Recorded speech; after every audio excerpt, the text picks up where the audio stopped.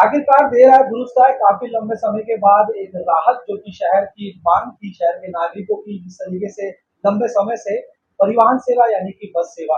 इसके पहले यदि बात करें तो इतिहास में देखा जाए तो 10 साल पहले वन द्वीप सेवा जो है अब तक नहीं शुरू हुई थी। कई सभापति इस पर आए और सभापतियों ने जो है प्रयास किए, लेकिन वो प्रयास जो है जमीनी स्तर पर नजर नहीं आए।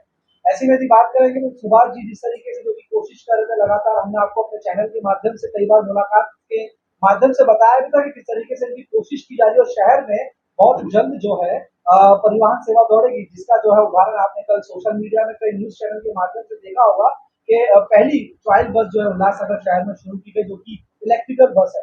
जिस तरीके से आपने पूरे सिस्टम को सुना, किस तरीके से इसको लाया गया है और इसको जो है ट्रायल में रखा गया है, इसके बारे में और जानकारी लेते हैं। सुभाष जी हमारे साथ मौजूद है, सभापति हैं, काफी अच्छा प्रयास उन्होंने किया है। एक बार मैं फिर से जो है चैनल के माध्यम से ये कहना जरूर चाहूंगा, कई सभापति आए लेकिन पदों पे बैठे, लेकिन उन्होंने ये सफलता और ये जो उम्मीद थी शहर की, वो नहीं पूरी कर पाए।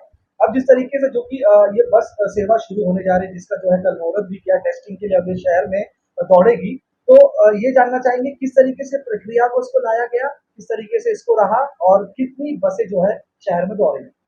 जैसे कि आपने कहा कि 10 साल से यहाँ पे परिवहन सेवा नहीं थी, लेकिन परिवहन समिति थी। आपने देखा होगा कि ये 10 सालों में 10 सभापति लगभग होके गए, लेकिन उन्होंने प्रयास नहीं किया, ऐसा हम लोग नहीं बोल सकते। उन्होंने प्रयास किया लेकिन वो सफल नहीं हो पाए।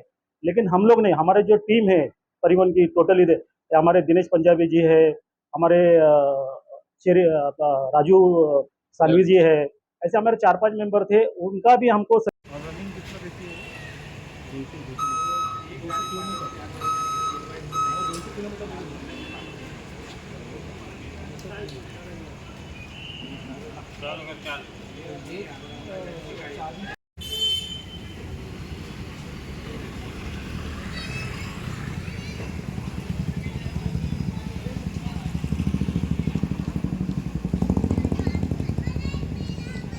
पॉजिटिवली लिया ये चीज को, और हमें लगा कि ये परिवहन सेवा हमारे कार्यकाल में अगर कोई चालू कर सकता है तो ये जो आयुक्त है यही कर सकते हैं। और हमारा जो फॉलोअप था कंटिन्यू, हम उसके पीछे लगे रहते थे कि हमको उल्लासनगर एक आप बोलते हैं कि व्यापारी शहर होने के बाद भी यहाँ पे गरीब लोग जो है वो मैक्सिमम है, उनको ट्रांसपोर्ट जो है सार्वजनिक ट्रांसपोर्ट उनकी जरूरत थी। और वो हमारे आयुक्त ने भाप लिया कि यहाँ पे परिवहन की जरूरत है। और हम लोग जितने टाइम उनके पास गए, उन्होंने हमें पॉजिटिव रिस्पॉन्स देने के बाद उन्होंने भी कोशिश की, उन्होंने टेंडर भरे, 3-4 टेंडर भी निकले, लेकिन बाद में उन्होंने पिनाकल कंपनी जो पुणे की है उनको टेंडर दिया। टोटल 20 बसेस है, जिसमें 10 बसें छोटी है और 10 बसेस बड़ी है। उसमें 10 बसेस जो बड़ी है वो एसी है, 48 सीटर है, और छोटी जो बसेस है वो 31 सीटर है। जो लोकल आप देख रहे हैं कि उल्लासनगर का वातावरण, आप सवाल पूछने के पहले मैं वो बता देता हूँ कि उल्लासनगर की परिस्थिति है, 14 किलोमीटर का एरिया है। यहाँ पे वाहन की संख्या इतर शहरों से भी ज्यादा है, इसकी वजह से ट्रैफिक जाम की समस्या बहुत रहती है। उसके लिए हम लोगों ने आरटीओ से हमारी मीटिंग हुई, और उसके बाद हमारे ट्रैफिक की मीटिंग हुई। हमारे जो जेडआरयूसीसी थे हमारे कुमार साहब, वो भी हमारे बहुत हमको कॉपरेट किया उन्होंने इस बारे में कि ट्रैफिक को किस तरह से हम लोग कंट्रोल कर पाए। तो हम लोग ट्रैफिक के लिए आप बोलेंगे तो ट्रैफिक के लिए भी हम लोग, कल जो बस हमारी निकली थी ट्रायल बेसिस पे, वो बस को जब हम लोग ने म्यूनसिपालिटी से हम लोग गए बिरला गेट, तो वहां पे आप देख सकते थे कि तो घुमाना मुश्किल हो जाता था। लेकिन अगर ट्रैफिक वालों ने ध्यान दिया और आरटीओ ने ध्यान दिया, रिक्शा स्टैंड पे और टू व्हीलर पे, ये अगर ट्रैफिक निकल गया जैसा कि आरटीओ ने चेकिंग किया, या फिर आज जो लोग बसेस में जाएंगे और जिसकी वजह से उनकी कार भी रोड पे नहीं मिलेगी, टू व्हीलर नहीं मिलेगा, उसके से ट्रैफिक क्लियर हो गया। आने वाले समय में आपको रोड भी क्लियर मिलेगा।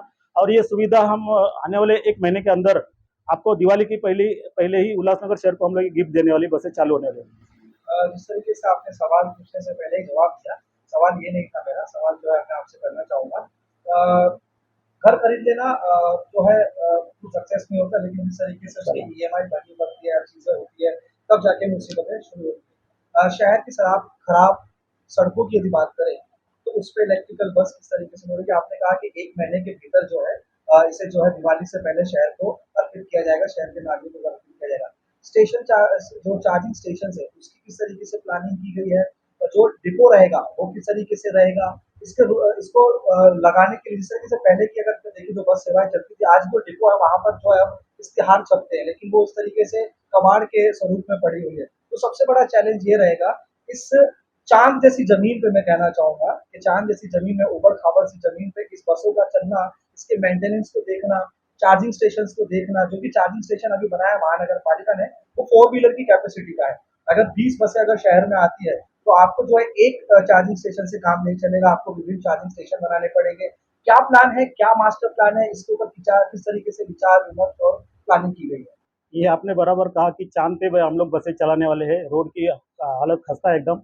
लेकिन आने वाले समय में आप देखेंगे 5-6 महीने में यहाँ पे रोड आपको प्रॉपर मिलेगी। जिस तरह से हमारे सीएम साहब ने फंड दिया है यहाँ पे हमारे आमदार को, रोड भी अच्छी तरह से बनाना है। आपने बोला चार्जिंग स्टेशन, जो म्युनिसिपैलिटी का चार्जिंग स्टेशन बना है वो 4 व्हीलर के लिए है।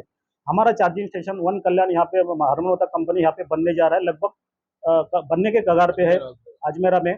और वो बनने के बाद हमको नहीं लगता कि हमको चार्जिंग स्टेशन की कोई जरूरत पड़ेगी। उसके साथ साथ हम लोग डेपो बना रहे हैं, वो धोबीघाट में जो रीजेंसी एंटेला में है वहाँ पे बन रहा है। और मैं आपको बताना चाहता हूँ कि ये 20 बसें नहीं, आने वाले समय में दिल्ली से हमें 100 बसेस मिलने वाले हैं। तो ये तो और चैलेंजिंग होते जा रहा है हमारे लिए दिन ब दिन। तो ये चैलेंज हम लोग आयुक्त ने भी एक्सेप्ट किया और हम लोग ने परिवहन सभापति ने भी परिवहन सदस्य लोग ने भी एक्सेप्ट किया कि हमें यहाँ पे अच्छी तरह से बस सिर्फ बस लेके नहीं चलेगा, उसको हमेशा के लिए कैसा चला सके। ऐसा नहीं कि बस आ गई और कुछ सालों के बाद बंद हो गया, ऐसा हमें नहीं करना है। उसको हम लोग को लास्ट लास्ट तक लेके जाना है, पब्लिक तक पहुंचाना है।